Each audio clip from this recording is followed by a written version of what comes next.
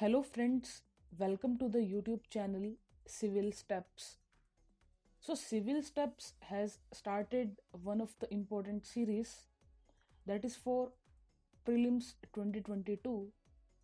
So Target Prelims 2022 initiative of Civilsteps will help students to cover the important topics of history, geography, polity, economy, science, environment, and current affairs.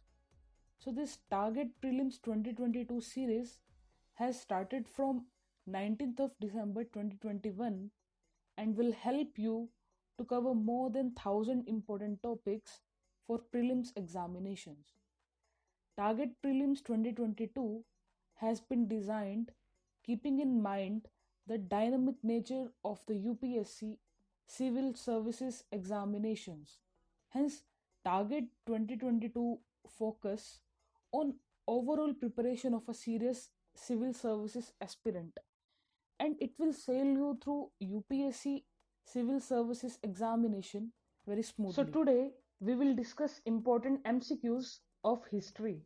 So the first question is, in medieval India, Mansabdari system was introduced for option A, making recruitment to the army, option B, facilitating revenue collection, option C, ensuring religious harmony, option D, effecting clean administration. So you can pause this video and write your answer in the comment section below. I hope you have written the answer. So the answer of this question is option D, ensuring clean administration.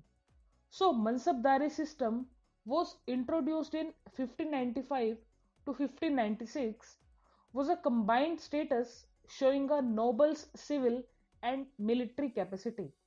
So you should know about what is the Mansabdari system, and what is the consequence of this system, who introduced Mansabdari system and why he introduced Mansabdari system, and what are the other systems related to it.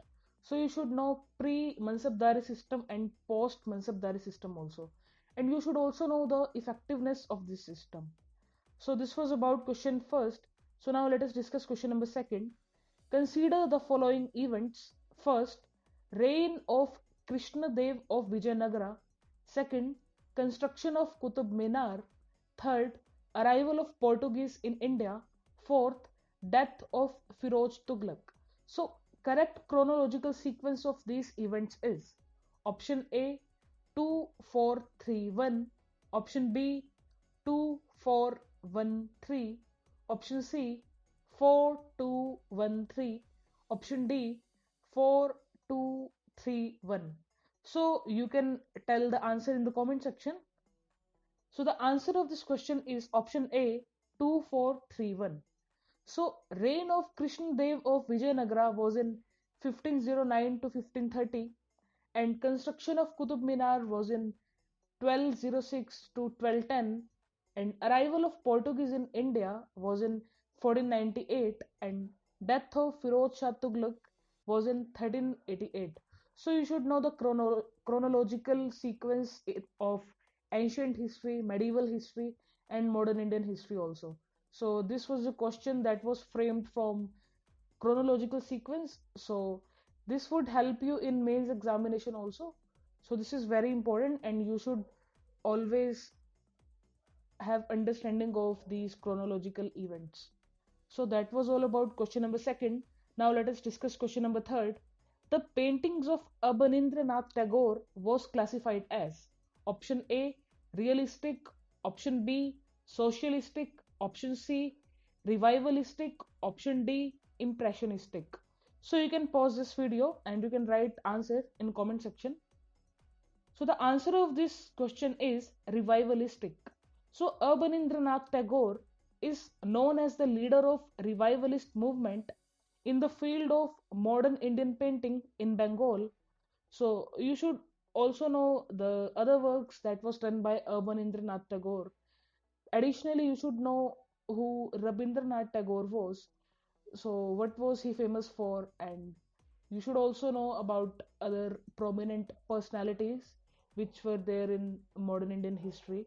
So you can read about that. And you should also know more about paintings of Abanindranath Tagore. So this thing you can read from standard sources and basic NCERTs. So let us discuss question number 4. Consider the following viceroys of India during the British rule.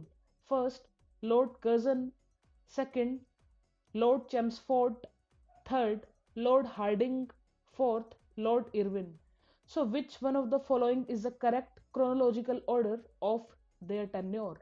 So, option A is 1, 3, 2, 4. Option B 2, 4, 1, 3. Option C 1, 4, 2, 3. Option D 2, 3, 1, 4. So, you can tell the answer in the comment section. I hope you have written the answer. So the answer of this question is option A, 1324.